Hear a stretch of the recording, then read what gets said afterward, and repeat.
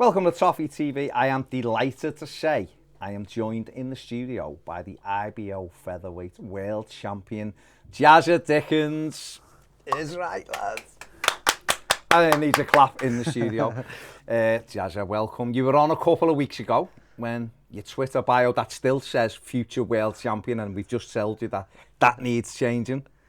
We said third time lucky, and you were like, oh yeah, but here you are. World champion, what does it feel like? Yeah, great. So it's been a lifelong ambition for me. It started when I was age of 13, now I'm 31, so it's been a lot of years, you know what I mean? But I'm still not there yet, still not. I'll have to change it to future unified world champion. I still haven't got what I wanted out of the sport, but it's a nice place to be, you know. As you said to me then before, the lads made a bit of a realisation for me, getting the history books forever, and you can't change that. That's it, mate. No one can ever take the fact you're world champion away. Going back to, obviously, you come in the week with Peter, didn't you? The week of the fight, and you were looking forward to fighting at the Olympia and all of that stuff. And I was asking you, would you be nervous on the day? Did you get nervous? Were you nervous, or were you? It's a little bit of a strange thing. When I first started, I was a little bit of an adrenaline junkie, so the more nervous that I get, the better feeling that I get out of it, which is strange. So I had to also learn how to stay calm, you know what I mean? Yeah. So I want to get nervous, I want to get that adrenaline, that rush, but I also have to be calm and collected, you know, so a bit of a balance, you know, time and a place. How was it fighting at the Olympia? Brilliant. It was supposed to be in the Echo, the M&S, always say that. It was supposed to be in the Echo, but it got changed last, pretty much 4 weeks ago, something like that, to the Olympia. Yeah. Thought they'd make a bigger crowd, smaller venue, one of them. And when they packed the Olympia out, it's amazing in there, because it's a great night, isn't it, when it's full in there. But yeah, it was amazing. People from Liverpool got to be there, from my own community got to be there, you know, and see me win a world title, it was nice. Just the fact that it was at home, because not everyone gets a chance to say that. They done it in their own backyard, you know, 5 minutes away from their own house. Like Rocky when he goes to the Philadelphia Stadium, you know. Outstanding. And how did the fight go? Was it tough? Was it a tough fight for you? Did it feel like you were always in control, or what's that moment? Yeah, I did feel in control, yeah. He was a good fighter. He was ranked number six in the world. He was ranked higher than me, you know what I mean? But because he was from South Africa, people just assumed he was the same as every other South African that's coming over for a payday, or you know what I mean, to blow him over. But he weren't. He was a good fighter. We knew that going into it, so we didn't take the eye off the ball. And yeah, it was a good win. It turns out that it was a good win. He was a good fighter. It turns out he had a lot of good attributes that it was tricky to figure him out. But I got there, you know, figured him out, and then we got the win. What's that moment like when you're standing there? Did you feel, you know, when the bell goes, and obviously, did you know you'd won, or is there always, well, there will always be that fear, won't there? Because I mean, when you watch boxing, sometimes you're like, oh yeah, he's defo won that, and then you see the scores, and you're like, yeah, have they done that? Was that moment when you're standing there waiting for them to announce it? What's that? Is that when the nerves kick in? Well, I trusted my coach. Yeah, well, you get more nervous in that situation. Say, you do, because you think, bloody hell, and now you're powerless. You just don't know, you know what I mean? So anything can happen, and it does, don't it? You see it time and time again in boxing. Anything can happen. So, I trusted my coach. He told me the rounds going on, where it was at. So we came to like round 8, round 9. We didn't have to press on him. Yeah. Because in my head, round 9, we've got the world title in the bag here. And what do? Do you go forward and risk getting caught with a shot? Yeah. And maybe, you know, not that I think about getting knocked out, but risking it, you know what I mean? I'm up on the card, so what do I have to do here? So we just played it safe, really. Maybe a little bit more defensive, because I trusted my coach and where we was at. Yeah. At the end of the fight, I celebrated before the judges' cards, and then went, hang on, have we got this? You know what I mean? Yeah, so you don't know, you might look stupid celebrating, and then you haven't won. Imagine that. You've got to do that, haven't you? Almost got to do that, though, to kind of say, like, I know I've won this, and like the judges are, you know, and you're putting that image out to everybody that you know. Well, I'll never forget, one time we fought, and the fight had finished, and we're both waiting for the decision, and Tony Bellew gets in the ring and says to Derry, get him on your shoulders to show the judges that maybe they don't know what's going on that last round, or sway it either way, and you show your confidence. Maybe you can let the judges and the crowd know. I don't know. Yeah, it's all about perception sometimes, though. When you're putting that image out there, and that your confidence have won, and I don't know. The cards are all to you, and you've still got to do it. You can do anything. And then what's it like when it was announced? What was that feeling like for you when it was announced? Yeah, because when I made my first fight, was in the Olympia, looking at the crowd was amazing. It was something that after the when we got called the decision, we had to face the TV, obviously, to get your arm raised, but we had the back to the crowd, you know what I mean? So as soon as they called my name, I had to turn around to the crowd the old crowd, so everyone to get the belt put on me. And I was just share that moment with them. Was it like how you envisaged it? Do you know what I mean? You know, like when you have, because obviously you just said you began boxing at 13. Yeah. You know, we turned the numbers around. You're 31 now. It's been a long journey. Yeah. So in that moment, I assume you're always thinking about world champion, becoming world champion. And when you talk to people about that, it's never quite the same how you imagined it. But what was it? Was it for you? Or? I've visualised it before many times. Similar to the visualisation, very similar. But it was at the time, what's happening right now. You're not thinking about what's going on at the time. You're just living in the moment. Know what I mean? It's only in little flurries after it, and you look back and you say, "Wow, oh yeah." Know what I mean? This week's getting better and better. Now I'm on Toffee TV again.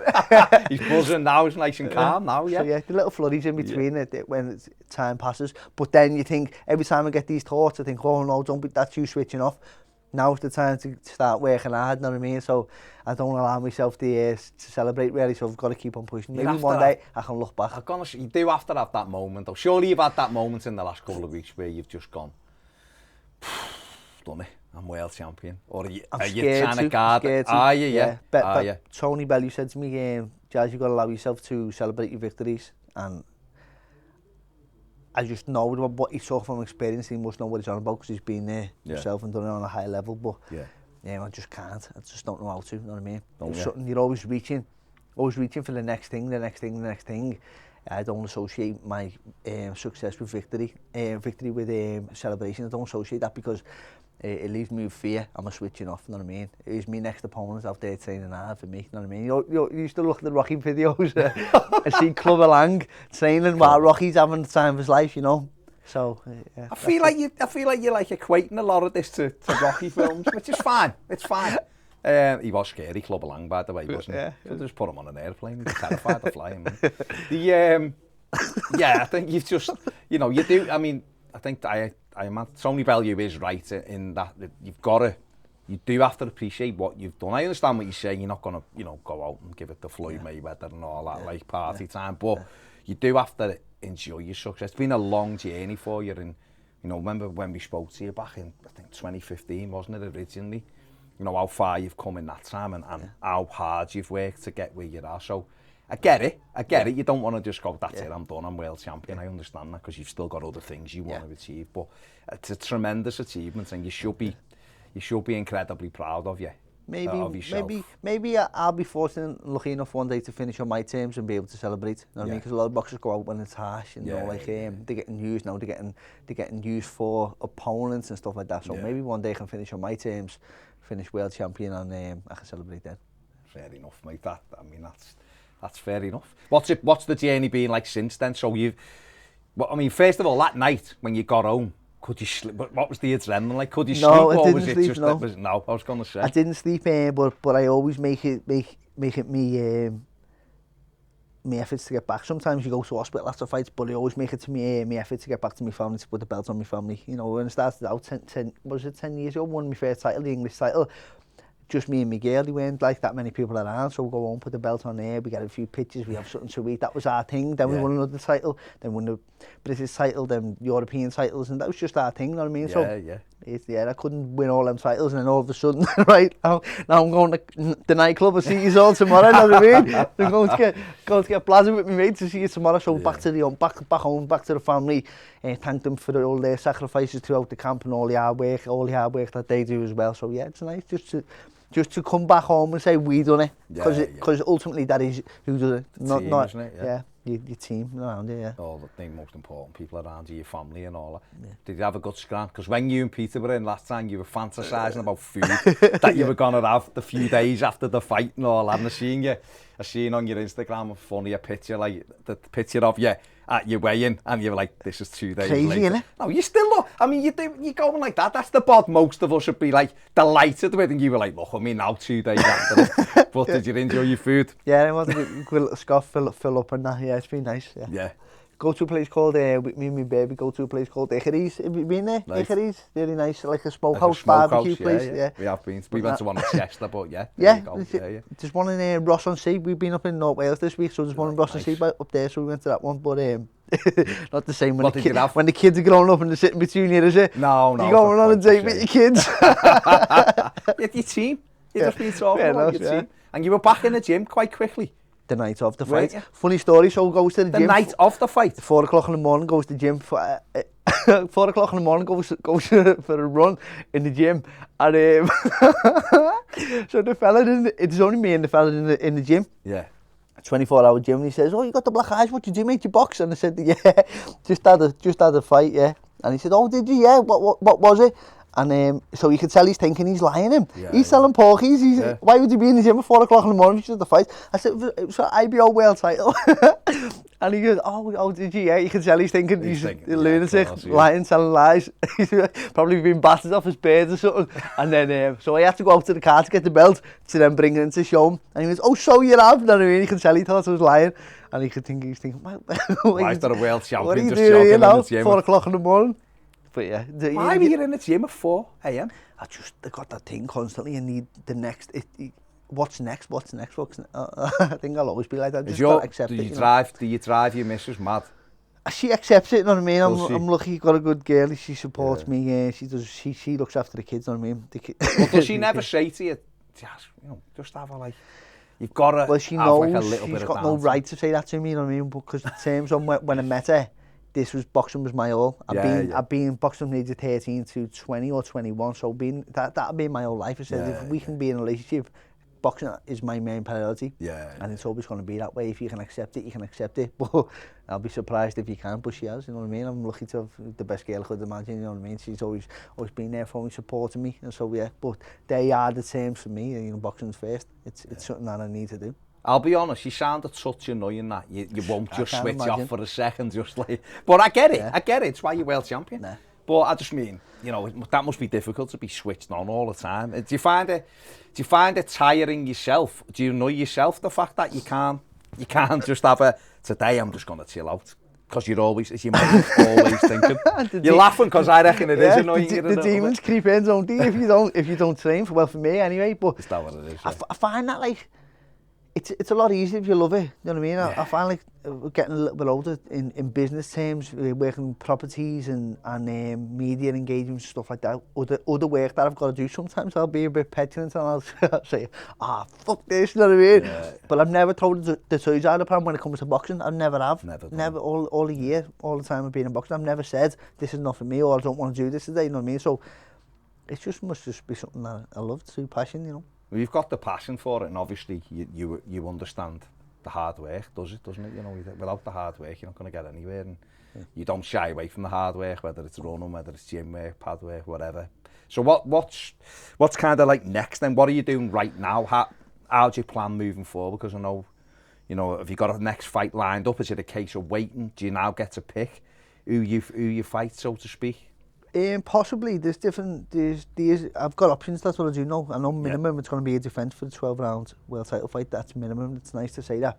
It's a bit of a assurance that I've got a big fight lined up already without even knowing. Without having to worry, who we're going to fight? I'd rather fight somebody who's already current world champion and unify. You just got Josh Wallinson and Lee Wood, both in England. That they wouldn't be our fights to make, but I think it seems to be that they're going to be fighting each other. Oh, okay. You know, Eddie Hearn's guiding them towards each other for the big showdown. I can see that because he promotes them both. So I would imagine that it's not worth the risk for him to lose one of his champions to me, and I'm not in contact with him. You know what I mean? Oh, okay. I've got a different promotional company which is Pro Bellum, so a lot of politics that goes on behind the scenes that people don't see in boxing. Is that frustrating for you? Frustrating for everyone in boxing, really. Yeah. I can even imagine for the promoters who are competing against each other, it's frustrating. Like Dana White, he's got the organisation, UFC, one organisation. He's got the monopoly and he's got the control. I can imagine corruption comes into it when you've got that much control. Right, yeah. But I can imagine for these promoters, it must be mad to like think, I can't even work, I can't make this fight because I can't work with him. And personal relationships get involved, don't they? You know what I mean? You see some promoters, they refuse to work with each other. You know what I mean? Which is crazy. It's crazy because boxing doesn't benefit because of their personal relationships. Yeah. So really for you, so you think right now it might be a little, you're not going to get either of those two fighters because you think they'll go for, is there, if you have a successful defence of yours, and then obviously one of them is victorious in the fight, Yeah. Is there any way then you could fight the winner of that, or is it just down to Yeah, well, definitely. They also don't get told you're going to fight each other. You have to fight each other, you know what I mean? They can still choose to fight with me, you know what I mean? They can still choose that, and they can still go for that.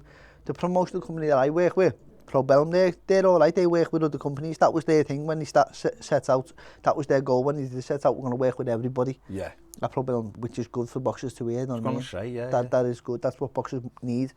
And that was the thing why I signed with Probellum. You know what I mean? So I'm in that position now where hopefully that I can unify. And there's 2 other world champions, American Mexicans. So yeah, hopefully we can unify. Yeah. But then it's tough where you are anyway, isn't it? So do you just now train? Is it like 50% training kind of thing where you're just keeping yourself ticking over? So if you did get a big shot at something else as well, with yours you can go to your camp then and you're ready, or is that what? Well, now for me it's perfect time to do weights. Okay. Because fighters, you seen the pictures of me, then you're making the weight. Yeah. You look so like slim and like gaunt, don't you? When you make the weight, you get so lean. But along with the fat loss that you have as well, people don't realise you lose muscle. Losing the muscle, yeah. So it's the perfect time now, while I've got the rest, to gain that muscle again, you know what I mean? So I've just been doing a bit of weights. But when I'm hitting the bag as well, it's like, I feel slow and sluggish because of the weight. Because you've just got heavier. Got to trust the process. It's the time and the place to do everything. So now it's gain a bit of strength and muscle back on, you know. Mad. So realistically, like, I know I'm ping you to something you don't actually know yet, but what do you reckon like the time scale is for you'd fight again then, roughly, like for you? What are you thinking? I was just explaining before, it's when I'm out the end of October. Yeah. If you fight before Christmas, you'd be happy with that. You got a good camp there, got to get a rest and a camp. Or if you were to fight in January, there's no Christmas, you know what I mean? So what would you prefer? Oh, yeah. What would you prefer to do? Me personally, I'd rather fight before Christmas. Yeah, get the Christmas. Like mid-December, and then you can recover and have Christmas. Yeah, have your Christmas, you know, and get the Christmas money in for the kids. Exactly. Exactly what you need. But either way, whatever it may be. You'll just do it anyway, yeah. February would be the best thing. You can have a bit of a Christmas straight into your camp. Yeah, February, but then you think, bloody, that's a long time out the ring, you know what I mean? I haven't got a clue, by the way. I couldn't fight that. I punched me out of a paper bag. So you want that activity, but you also want your Christmas. Yeah. Why is it some fighters, like, you know, the weight, like I'm thinking like maybe heavyweights or whatever, that they take so long between their fights? Some can have like 2 fights a year. What I think it is that these are so much now, the property of the endorsements, aren't they? So if you're getting endorsed so much, it becomes to a level you're getting paid so much, you're in contact with these people, you don't want to be, if you lose in that time frame, you're losing all your endorsements, you know what I mean? So I think it's just... stretch it. That's what I believe. I think that the property of the people who are paying them, so then they drag it out, if that makes sense. They get more money for less fights. They don't become boxers, some of them, you see in the end, some of them don't. I respect Tyson Fury because he doesn't give a fuck, does he? Just fights. But you see some of these fighters, they're manufactured, and you can see that they're manufactured that way to become this persona. Yeah. You know what I mean? And they're endorsed by all these people. You have to act proper and perfect all the time. So I think that they just they then become the cash cow. That's it. Yeah, so I do believe that is the way it is. I know this isn't your weight on that, but if Joshua was to fight Fury, who would your money be on? Fury. Yeah. I think a lot of people get it's either one or the other. And who do you think, Joshua or Tyson Fury? If that's it, whose team you're on, Fury or Joshua? You know what I mean? None of them. I think they're both great heavyweight champions and made the best man win. But I think what they've both done for boxing in British boxing, I think they've dragged us all up by our boots. You know what I mean? A few years ago, boxing was in America, weren't it? Or other countries, but now boxing seems to be in Britain, and we've all got a massive platform, and I do genuinely believe that's because we've had the heavyweight champions of the world in our country. Tremendous. From that, right, there's something else we want to sort of, your boxing's been fantastic.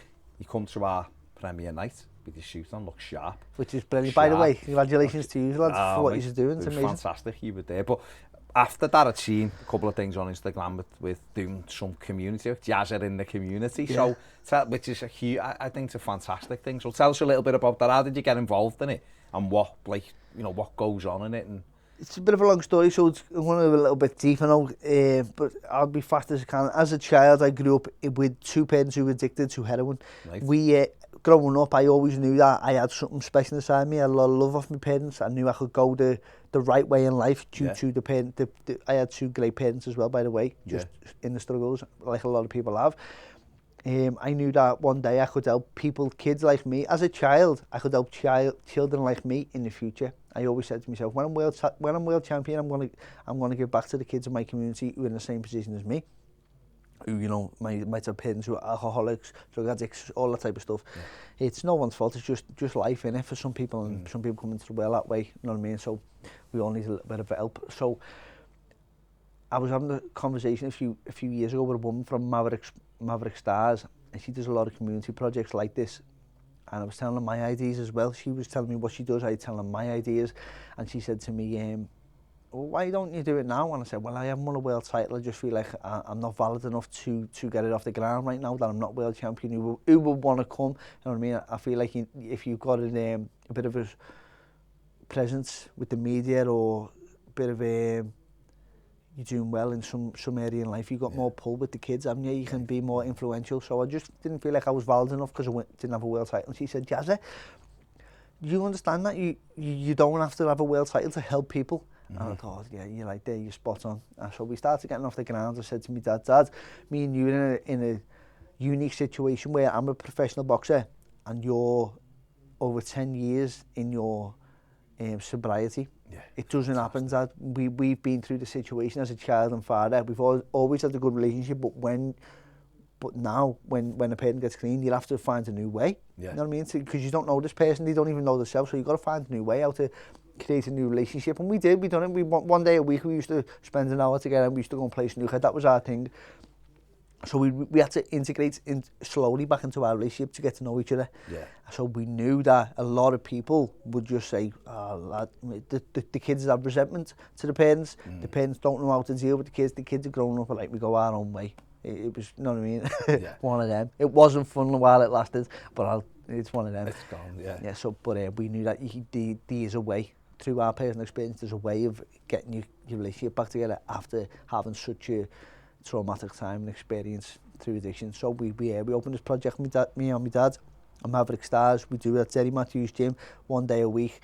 Parents who are now clean or sober come down with their kids, and they spend that. Some people don't live with the kids. Some people are just trying to get that community back in their family, that family bond back together, just slowly 1 day a week. So what we do, we don't get no one clean. We don't give no one a relationship back, but what we do, we facilitate the time together for these people to come and have fun together, you know what I mean? And they have a community where a lot of the kids, I know from personal experience, I didn't want to tell my mates my situation, but these kids can have it in a safe space where they can be with other kids and make friends and have activities to get out with kids who aren't going to judge them. They can't judge them because they're in the same boat, you know what I mean? And all the parents are in the same boat. It's just amazing. It's absolutely amazing. I could go on and on and on how good it is. That means nothing.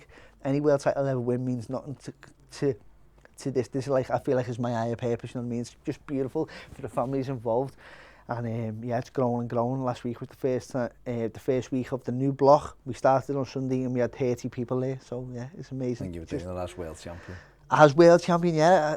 Yeah, that was, and a few people are coming back. Well, there's some families that have been on every course, the last 3 courses, so they've won it with us, you know what I mean? We do law of attraction, we do vision boards on some weeks, and we put on our vision board what we want to get out of life and what we're aiming for, and they've seen my vision board. I explained to them, I want to be a world champion, and they've been on that journey with me, and I'm on their journey with them. Some of them have got courses, in college courses, things, family holidays, what do you want, and I'm watching them do it all, you know what I mean? It's amazing. Every time they come back, they look better and better because they're going through the recovery. So, if anything, me and my alpha, we're the lucky ones to be on their journey with them. It's just amazing, you know. I fully believe in law of attraction in any way, and I worked in social services for 12 years with addiction, with families, with splitting up, you know, drugs, drink, everything. And it is so difficult for both sides, and some of it is, you know, when we're getting children of you know, people who are addicted, bringing kids into the world, difficult challenges they face. So have something like that where they can do something together. What do they do on when you go there? Is it you taking them boxing training? Are they on pat? What are they doing? Yeah, we do a boxing session. Not everyone can do the boxing, you know what I mean? We're just there for fun, so we make it fun. We do a little bit of boxing, we do a little bit of activities. Some weeks we do, as I said, the division board. Some weeks we'll have a guest in. We've had like Lee Butler, Molly McCann. These are people who actually speak on addiction and addiction experience. So Molly McCann, she's as a child, she's openly spoke about it. It's not telling her story for her. No, she's had family members who were addicted. You know what I mean? Yeah. Similar part to me. She's telling them she's telling them their story, and these kids, look, you can be like me. You know what I mean? Look at what I'm doing now. Just never give in, and this is possible. You know what I mean? No matter what your circumstances are. So we have guests who come in. Tony Bell who came in for us. We don't want to miss anyone out here. There's so many people. Andrew Tutt, he works in services like addiction, so you get the aspect for the parents as well, and we teach the parents to now have boundaries. Because I knew as a little kid I was at the shit because I could guilt my parents into doing anything, but now when they get clean, there's boundaries, and the parents do the right thing now. They can set the boundaries, you know what I mean? And some of the kids don't like that, you know what I mean? So we work on these things, you know what I mean? We don't go too deep. I'm not a counsellor, not like that, but it's we do a lot. Yeah, but it's that release for them. Kids, they tell you don't, but they do like boundaries, because the boundaries make them feel safe. It's just that when they haven't had them, they don't know how to handle it, and eventually they do fall back into it, and that's key. We all really trust, we say we don't like boundaries, but we all actually do like boundaries. We live by rules, don't we? Which is what society is. It's just the way it is. And but on the last week as well, we go out, we go for the meal, and we go bowling. So we all have a family thing. And we get a certificate. Miavila keeps... I owe you Miavila and give the certificate out the last 2 courses. That's you're not going mad. There's 2 IOUs. Definitely needs to get that sort of... That, I mean, listen, it's not from a sporting perspective, that obviously isn't as good as winning the world title, but from a human perspective, it's fantastic, and that's like, to give that back is incredible what you do, because those people don't have stuff like that, and then to go now and be in the presence of a world champion and having a laugh and seeing all that and having a goal to follow, I think it's tremendous what you're doing there for the community. So listen, what else to say there? That's a lovely way to finish, I think. What a tremendous story that was. So keep that going, and we'll promote it and all that. But thank you, lads. What you do, but thank you very much for coming in again. It's tremendous, and welcome anytime, mate. I'll be back with our next belt. Back with the next one. Get back before the next one, you know. That's what it is. Back in before your next fight. We'll have it as a lucky chance. Big thanks to Jazza Dickens there. We'll see you later. Thanks for watching.